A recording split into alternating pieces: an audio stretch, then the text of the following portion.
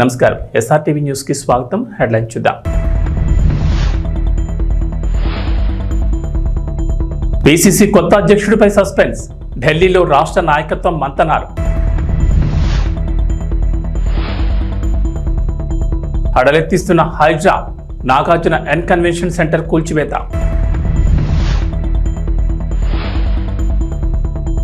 విశాఖపట్నంలో unit mall తొలి విడతగా కేంద్రం నిధుల విడుదల.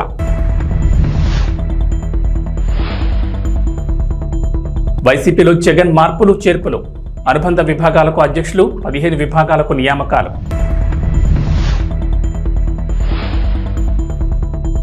తెలంగాణకు రెయిన్ అలర్ట్. నేడు పలు జిల్లాల్లో భారీ వర్షాలు. ఎల్లో అలర్ట్ జారీ చేసిన అధికారులు. అక్రమ నిర్మాణాల కూల్చివేతతో హాట్ టాపిక్ గా మారిన Hyderabad disaster response and assets monitoring and protection ఎక్కడ తగ్గడలేదు. ఎవరైతే నాకేంటి అంటూ హైడ్రా అధికారులు కూల్చివేతలు కొనసాగిస్తున్నారు. తాజాగా హైదరాబాద్ మాదాపూర్లోని ఎన్ కన్వెన్షన్ను హైడ్రా అధికారులు కూల్చివేస్తున్నారు. సినీ హీరో నాగార్జునకు చెందిన ఈ కన్వెన్షన్ను ఇవాళ ఉదయం భారీ బందోబస్తు మధ్య అధికారులు కూల్చివేతలు ప్రారంభించారు. నాగార్జునకు సంబంధించి ఎన్ కన్వెన్షన్ సెంటర్పై తాజాగా హైడ్రా అధికారులకు ఫిర్యాదు అందింది. తుమ్మకుంటలో చెరువును ఆక్రమించి నాగార్జున 3 ఎకరాల్లో ఎన్ కన్వెన్షన్ సెంటర్ నిర్మించారని పలువురు ఫిర్యాదు చేశారు. చెరువు ఎఫ్టీఎల్ పరిధిలో కన్వెన్షన్ నిర్మించారని గతంలోనూ ఫిర్యాదులందాయి. దీంతో రంగంలో దిగిన హైడ్రా అధికారులు సర్వే నిర్వహించి పక్కా ఆధారాలతో శనివారం తెల్లవారుజాము నుంచే కన్వెన్షన్ సెంటర్ కూల్చివేత ప్రారంభించారు. ఎన్ కన్వెన్షన్ లోపలికి వెళ్లే అన్ని దారులను అధికారులు మూసేశారు. మీడియాకు సైతం అనుమతి లేదని అన్ని దారుల్లోనూ బారికేడ్లు ఏర్పాటు చేశారు. కూల్చివేతలను చిత్రీకరించేందుకు అనుమతి లేదంటూ మీడియాపై కూడా ఆంక్షలు విధించారు. హైదరాబాద్ మెట్రో రోజుకు లక్షల సంఖ్యలో ప్రయాణికులను తమ గమ్యస్థానాలకు చేర్పిస్తోంది. దాదాపు 4 నుంచి 5 లక్షల మంది మెట్రో ట్రైన్లో ప్రయాణిస్తున్నారు. నగరం ఓ మూల నుంచి మరో మూలకు ఈజీగా చేరుకునేందుకు మెట్రోను ఆశ్రయిస్తున్నారు. తక్కువ ఖర్చుతో తక్కువ సమయంలో గమ్యస్థానాలకు చేరుకునేందుకు మెట్రో ఉపయోగపడుతోంది. అయితే ఇంతటి ఆదరణ ఉన్న మెట్రోలో ఇప్పటికీ కొన్ని సాంకేతిక సమస్యలు ప్రయాణికులను ఇబ్బందులు గురిచేస్తున్నాయి. కొన్నిసార్లు వారి జేబుకు చిల్లులు పెడుతున్నాయి. తాజాగా అటువంటి అనుభవం ఎదురైంది ఓ ప్రయాణికుడికి. హాలిడే ఉన్న రోజుల్లో మెట్రోలో తక్కువ ఖర్చుతో అపరిమితంగా ప్రయాణించేందుకు హైదరాబాద్ మెట్రో అధికారులు సూపర్ సేవర్ కార్డును తీసుకొచ్చారు. ₹59 రీఛార్జ్ చేసుకుంటే నగరం అంతా మెట్రో రూట్లలో అపరిమితంగా తిరగవచ్చు. అయితే ఇవాళ ఉదయం ఎల్బీ నగర్ మెట్రో స్టేషన్లో ఓ ప్రయాణికుడు సూపర్ సేవర్ కార్డ్ రీఛార్జ్ నేడు 4వ శనివారం హాలిడే చేసుకునేందుకు ప్రయత్నించగా అతడికి చేదు అనుభవం ఎదురైంది. జేబులో డబ్బులు లేకపోవడంతో క్యూఆర్ కోడ్ స్కాన్ చేసి డబ్బులు చెల్లించాలని భావించాడు. అయితే మెట్రో స్టేషన్లో సిగ్నల్ ప్రాబ్లం ఎదుర్కోవడంతో రీఛార్జ్ కావడం లేదని సిబ్బంది చేతులెత్తేశారు. 2-3 క్యూఆర్ కోడ్ మెషిన్లు పరిశీలించినా అందులోనూ నో సిగ్నల్ను చూపించడంతో మెట్రో సిబ్బంది డబ్బులు ఇచ్చి రీఛార్జ్ చేసుకోవాలని సూచించారు. తెలంగాణ పీసీసీ నూతన అధ్యక్షుడి నియామకంపై సస్పెన్స్ కొనసాగుతోంది. ఆ పదవి ఎవరికి దక్కుతుందనేది హాట్ టాపిక్ గా మారింది.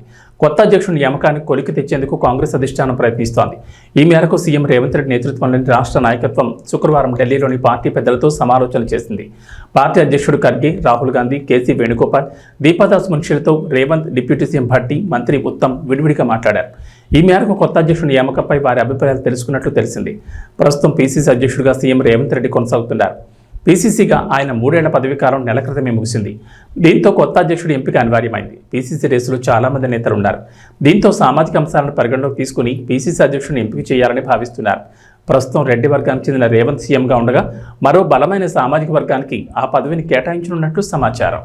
ఏపీలో వాలంటీర్లకు శుభవార్త చెప్పింది ప్రభుత్వం. వాలంటీర్ వ్యవస్థ రద్దు చేసే ఆలోచన ప్రభుత్వానికి లేదని గ్రామ వార్డు వాలంటీర్లు, సచివాలయాల శాఖ సంచాలకులు ఎం శివప్రసాద్ స్పష్టం చేశారు. సాంకేతిక కారణాల వల్ల వారి గౌరవ వేతనాలు 2 నెలల నుంచి బకాయిలు పడ్డాయని తెలిపారు. ఆ బకాయిల్ని విడుదల చేయమని ఆర్థిక శాఖకు నివేదికలు కూడా పంపామన్నారు. త్వరలో జరిగే కేబినెట్ సమావేశంలో ఈ అంశం ఆమోదించే అవకాశం ఉందని, వాలంటీర్లలో అత్యధికులు విద్యాధికులు కావడంతో వారిని మరింత ఉన్నత స్థానాల్లో తీసుకునేలా ప్రభుత్వం ప్రణాళికలు రూపొందిస్తుందన్నారు. అంతేకాదు వాలంటీర్లకు స్కిల్ డెవలప్మెంట్ శిక్షణ కూడా ఇవ్వనుందని, గౌరవ వేతనం పెంపు తదితర అంశాలపై పరిశీలిస్తుందన్నారు. వాలంటీర్ల వ్యవస్థ కొనసాగింపు, ఇతర అంశాలపై అనవసర అపోహలు వద్దన్నారు శివప్రసాద్. సచివాలయ వ్యవస్థ ఉంటుందని, వాలంటీర్లను తొలగించబోమని అన్నారు. ప్రజా ప్రయోజనాల కోసం వాలంటీర్ల వ్యవస్థ ఏర్పాటు చేశారని, వారి ఉద్యోగ భద్రతకు ఎలాంటి ఇబ్బంది లేదన్నారు శివప్రసాద్. విశాఖ వాసులకు కేంద్రం గుడ్ న్యూస్ చెప్పింది. నగరంలో ఫేమస్ మాల్ ఏర్పాటు కాబోతోంది. కేంద్రం దేశవ్యాప్తంగా చేనేత, హస్తకళలను ప్రోత్సహించేందుకు మంజూరు చేసిన యూనిట్ మాల్ నగరంలోని మధురవాడలో ఏర్పాటు చేస్తారు. రాష్ట్ర ప్రభుత్వం మాల్ నిర్మాణానికి వేగం పెంచింది. ఇప్పటికే డిపిఆర్ సిద్ధం చేయగా ఇప్పటికే జ్యుడిషియల్ ప్రివ్యూను పూర్తి చేసి టెండర్ ప్రక్రియను ప్రారంభించారు. ఈ మాల్ను మొత్తం 172 కోట్లతో నిర్మిస్తారు. అయితే ఇప్పటికే తొలి విడతగా 86 కోట్లను కేంద్రం మంజూరు చేసింది.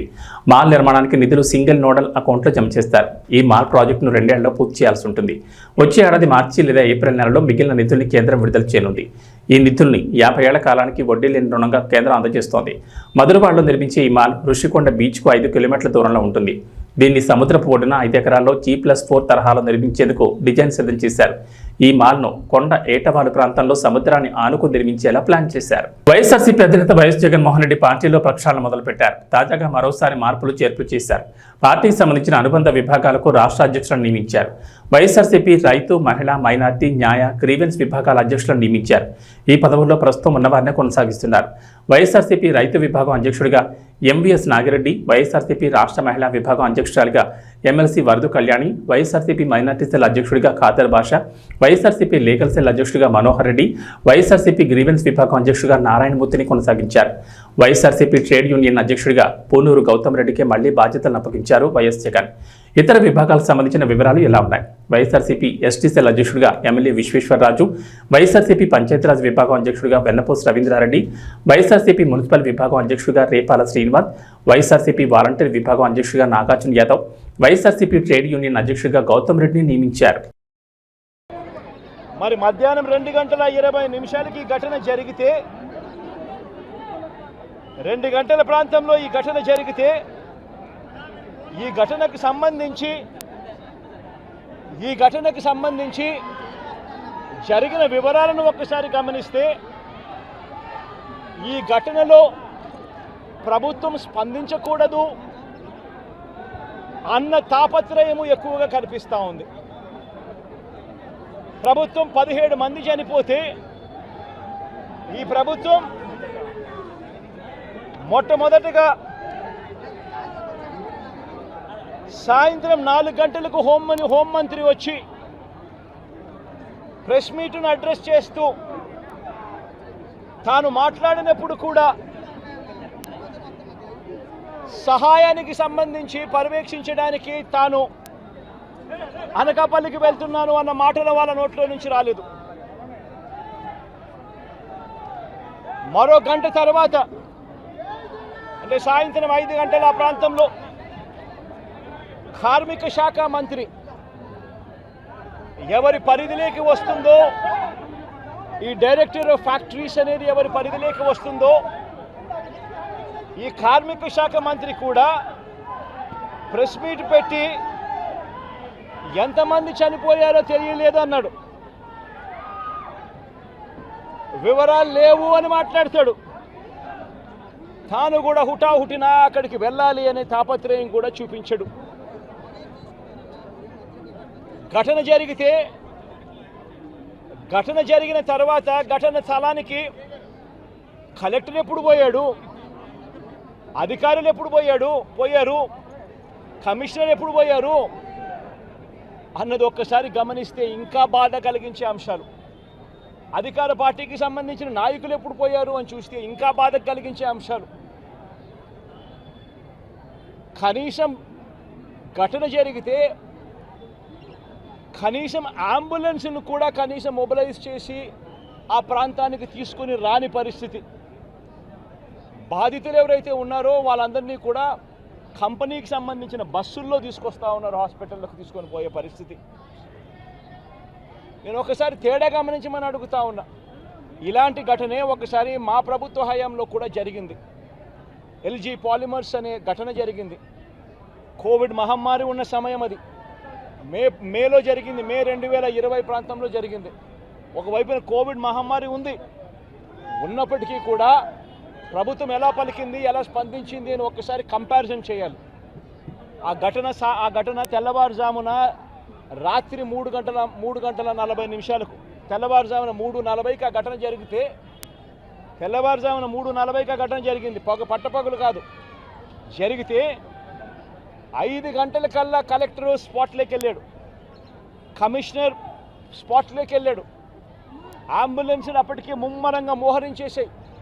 గవర్నమెంట్ అంబులెన్స్ అన్నీ కూడా తీసుకొచ్చాయి. ప్రతి బాధితునికి కూడా తోడుగా ఉండే కార్యక్రమం జరిగింది. 6 గంటలకల్లా వైఎస్ఆర్ కాంగ్రెస్ పార్టీకి సంబంధించిన సీనియర్ నాయకులందరూ కూడా స్పాట్ మీదకి వెళ్ళారు, తోడుగా ఉండే కార్యక్రమం చేశారు. అదే రోజు 11 గంటలకల్లా, మధ్యాహ్నం కూడా కాదు, మధ్యాహ్నం కాకమునిపే 11 గంటలకల్లా ఏకంగా ముఖ్యమంత్రి అంటే నేనే ఏకంగా స్పాట్లోకి నేనే రావడం జరిగింది. స్పందించిన తీరు గమనించమని అడుగుతా ఉన్నా. వెంటనే 24 గంటల్లోనే ఏకంగా ₹1 కోటి కాంపన్సేషన్ ప్రకటించిన పరిస్థితులు గతంలో ఎప్పుడు జరగల. ఇట్లాంటి ఘటనలు జరిగినప్పుడు గవర్నమెంట్ ఎప్పుడూ కూడా రెస్పాన్సిబిలిటీ తీసుకొని గవర్నమెంట్ ఎప్పుడూ కూడా బాధితుల పట్ల సానుభూతితో ఎప్పుడూ వ్యవహరించాల. ఇంతగా వ్యవహరించిన పరిస్థితులు ఎప్పుడూ లేవు. మొట్టమొదటిసారిగా ₹1 కోటి కాంపన్సేషన్ ఇచ్చిన ఏకైక ప్రభుత్వం మొట్టమొదటిగా వైఎస్ఆర్సీపీ ప్రభుత్వమే, మన ప్రభుత్వమే, జగన్ ప్రభుత్వమే ఇచ్చిందని కూడా చెప్పడానికి కూడా సంతోషపడతా ఉన్నాను నేను. ఇక్కడ 24 గంటల్లోనే ఏకంగా ₹30 కోట్ల అక్కడికి ఇమీడియట్లీ పంపించి బాధితులకు తోడుగా నిలబడడం జరిగింది. ఎవరైతే దెబ్బలు తగిలాయో, ఎవరైతే ఉన్నారో వాళ్ళని వెంటనే హాస్పిటల్లోకి చేర్పించడం, 3 రోజులు హాస్పిటల్లో ఉంటే ₹10 లక్షల మేర కాంపన్సేషన్ ఇవ్వడం, హాస్పిటల్లోకి పెరిగిన మైనర్ ఇంజరీస్కి కూడా వెంటనే ₹3 లక్షలు ఇవ్వడం, హాస్పిటల్లోకి ఎవరు వచ్చినా కూడా చిన్న గాయాలతో వచ్చిన వాళ్ళకు కూడా ₹25,000 మేరకు వాళ్ళకు కూడా కాంపన్సేషన్ ఇచ్చి పంపించడం, ఏకంగా గ్రామాలకు కూడా 15,000 మంది 15,000 మంది నివాసం ఉంటా ఉన్న చుట్టుపక్కల ఉన్న 5 గ్రామాలకు సంబంధించి ప్రతి ఒక్కరికి కూడా మళ్ళీ ₹10,000 కూడా ఇచ్చి కూడా తోడుగా నిలబడిన పరిస్థితులు ఆ రోజుల్లో వైఎస్ఆర్ కాంగ్రెస్ పార్టీ ప్రభుత్వ హయాంలో జరిగాయి. నేను ఇక్కడ ఎందుకు చెప్తా ఉన్నాను అంటే, మనిషి ఒక ప్రభుత్వం అధికారంలో ఉన్నప్పుడు స్పందించే తీరు ఎలా ఉంటుంది అన్నది చాలా ఇంపార్టెంట్. ఈ ఘటనలో చంద్రబాబు నాయుడు గారు ఇక్కడికి వచ్చినప్పుడు ఆయన ప్రెస్ మీట్ చూసి ఆశ్చర్యపోయా. జగన్ హయాంలో జరిగాయి ఘటనలు అని చెప్పి చెప్తాడు కానీ, నేరాన్ని ఇక్కడ నుంచి డైవర్ట్ చేసే కార్యక్రమం చేస్తాడు కానీ, ఆశ్చర్యం ఏమిటంటే చంద్రబాబు నాయుడు ఇంతకుముందు 2014 నుంచి 19 ఆయన ముఖ్యమంత్రిగా ఉన్నప్పుడు ఆయన హయాంలో జరగలేదా? ఈ ఘటనలు ఇటువంటివన్నీ ఎవరి హయాంలో అయినా కూడా జరుగుతాయి. ఆంధ్రప్రదేశ్ అసెంబ్లీ ఎన్నికల వేళ రాజుకున్న అల్లు వర్సెస్ మెగా వివాదం ఇప్పటికీ తారాస్థాయికి చేరుకుంది. అంతేకాకుండా ఇప్పటివరకు సోషల్ మీడియాలకే పరిమితమైన ఈ టీజింగ్ ఇప్పుడు మీడియా వరకు చేరింది. మెగాస్టార్ చిరంజీవి పుట్టినరోజు సందర్భంగా ఇందిరా సినిమాను రిలీజ్ చేసిన సంగతి తెలిసిందే. అయితే ఇందిరా మాటేమో కానీ థియేటర్లలో బన్నీని మాత్రం దారుణంగా టీచ్ చేశారు మెగా ఫ్యాన్స్. చిరుకి శివాజీ వెన్నుపోటు పొడిచే సీన్ వచ్చినప్పుడు బన్నీ అంటూ నినాదాలు చేశారు. ఇక ఈ వీడియోలు సోషల్ మీడియాలో తెగ వైరల్ అయ్యాయి. అయితే వీటికి బన్నీ ఫ్యాన్స్ కూడా గట్టిగానే కౌంటర్లు వేశారు. కానీ ఇప్పటివరకు సోషల్ మీడియాకే పరిమితమైన ఈ ఫ్యాన్స్ వార్ ఇప్పుడు మీడియా ముందుకు వచ్చేసింది. ఇందిరా రిలీజ్ వేళ ఫ్యాన్స్ ముందు మీడియా మైకు పెట్టడం పాపం. అల్లు అర్జున్పై ఓ రేంజ్లో రెచ్చిపోయారు మెగా అభిమానులు. ఈ వీడియోలు కూడా ఇప్పుడు వైరల్ అవుతున్నాయి. ఇక వాతావరణ విషయానికి వస్తే తెలంగాణలో గత కొన్ని రోజులుగా వర్షాలు కురుస్తున్నాయి. అన్ని ప్రాంతాల్లోనూ జోరుగా వానలు పడుతున్నాయి. తాజాగా రాష్ట్రానికి మరోసారి రెయిన్ అలర్ట్ జారీ చేసింది హైదరాబాద్ వాతావరణ శాఖ. నేడు రాష్ట్రంలో విస్తారంగా వర్షాలు కురుస్తాయని చెప్పింది. పలు జిల్లాల్లో భారీ వర్షాలకు ఛాన్స్ ఉందని వెల్లడించింది. ఉత్తర పశ్చిమ బెంగాల్, ఈశాన్య, జార్ఖండ్ ప్రాంతాల్లో అల్పపీడనం ఏర్పడిందని అన్నారు. దీనికి అనుబంధంగా ఆవర్తనం సగటు సముద్రానికి 7.6 కిలోమీటర్ల ఎత్తులో కేంద్రీకృతమైందని చెప్పారు. అల్పపీడన ప్రభావంతో తెలంగాణ వ్యాప్తంగా వర్షాలు కురుస్తాయన్నారు.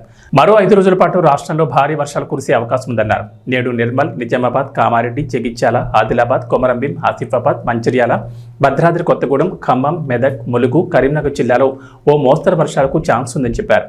నిర్మల్, సంగారెడ్డి, మెదక్, కామారెడ్డి, నిజామాబాద్, రంగారెడ్డి, వికారాబాద్ జిల్లాల్లో భారీ వర్షాలకు ఎక్కువ అవకాశాలున్నాయని చెప్పారు. ఈ మేరకు ఆయా జిల్లాలకు ఎల్లో అలర్ట్ జారీ చేశారు. భారీ వర్షంతో పాటు ఉరుములు, మెరుపులు ఉంటాయని, పలు చోట్ల పిడుగులు పడే ఛాన్స్ ఉందని చెప్పారు. గంటకు 30 నుంచి 40 కిలోమీటర్ల వేగంతో బలమైన ఈదురుగాలులు వీస్తాయని అన్నారు. ఏబీ బులెటిన్ విశేషం. నమస్కారం.